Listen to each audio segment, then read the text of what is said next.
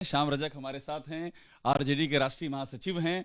और ये जो फोन में लगे हुए हैं, कुछ इन्फॉर्मेशन आ रही है क्या श्याम रजक जी?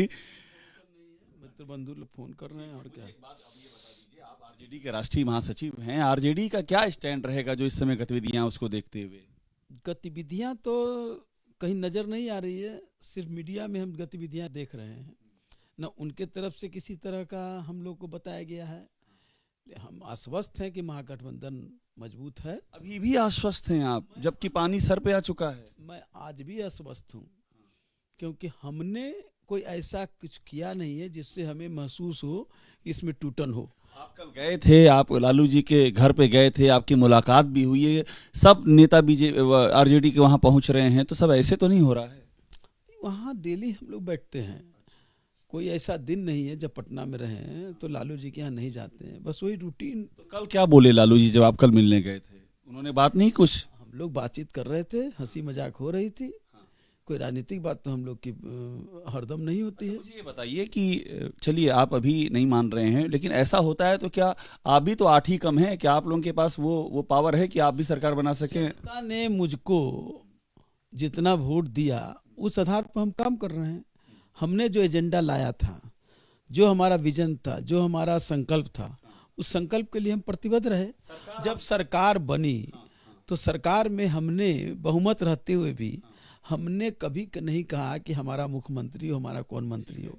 हमने अपने विजन के साथ था, और हमारा विजन था पढ़ाई लिखाई कमाई सफाई और करवाई और सुनवाई। अब तो ये विजन बिखर रहा ना, तो जा रहे हैं बीजेपी के साथ। जरा सा मैंने कहा था कि 10 लाख लोगों को हम नौकरी देंगे। जब नीतीश जी के साथ हमारा समझौता हुआ तो हमने सबसे पहले 10 लाख, सुन रहा हूं रोमाना जी, 10 लाख नौकरी की बात, जाति जनगणना की बात, और वो काम हुआ। इसके पहले नीतीश जी को करने में असुविधा हो रही थी, भारतीय जनता पार्टी के साथ थे तब। लेकिन जब हम साथ रहे तो हमारे विजन को उन्होंने एडॉप्ट किया और उसको लागू करने का काम किया, और 10 लाख में 6 लाख लोगों को नौकरी मिली। ये तेजस्वी यादव का विजन था।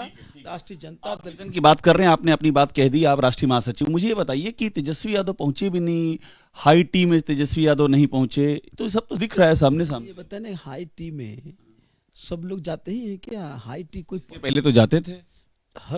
आप शुरू से देखिए आज तक कितने लोग जाते कितने लोग नहीं जाते हैं।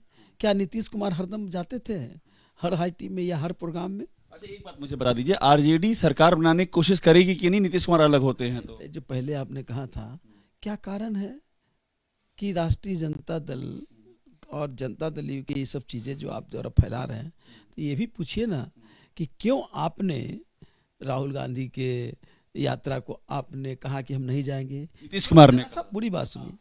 फिर आपने कहा कि झारखंड में हम रैली नहीं करेंगे। फिर आपने कहा कि हम महाराणा प्रताप की जयंती पर नहीं जाएंगे। नहीं नीतीश कुमार ने मना किया उसके लिए भी। पर उसको पूछना चाहिए ना कि क्या अभी आप आ गई? क्या कोई तबीयत खराब है? क्या कोई असुविधा है? सवाल उठ रहा है अचानक, क्या हो गया? उनसे ना पूछिएगा, इसके सवाल तो मैं नहीं दूंगा। आप हमसे पूछ रहे हैं कि हाई टी में क्यों नहीं गए? कुछ तो हुआ है ना। ये तो वो ना बताएंगे। अगर मुंह छुपा रहे हैं तो मुंह छुपाने के लिए कारण भी उनको बताना चाहिए। हम तो मुंह नहीं छिपा रहे हैं, हम तो गए। हमारा राष्ट्रीय त्योहार पर गांधी मैदान जाना था, हमने बजाबता गए, जा करके पूरे समय तक रहे। हमने मुख्यमंत्री जी को विदा भी किया हमारे नेता ने। तो हाई टी कोई इम्पोर्टेंट नहीं है। हाई टी तो ऐसा ही है, किसी के यहाँ जाना ना जाना ये अपने व्यस्तता और अपने काम पर निर्भर करता है। असली था गांधी मैदान जाना, अगर वहाँ नहीं जाते तो वो माफ नहीं किया जाता।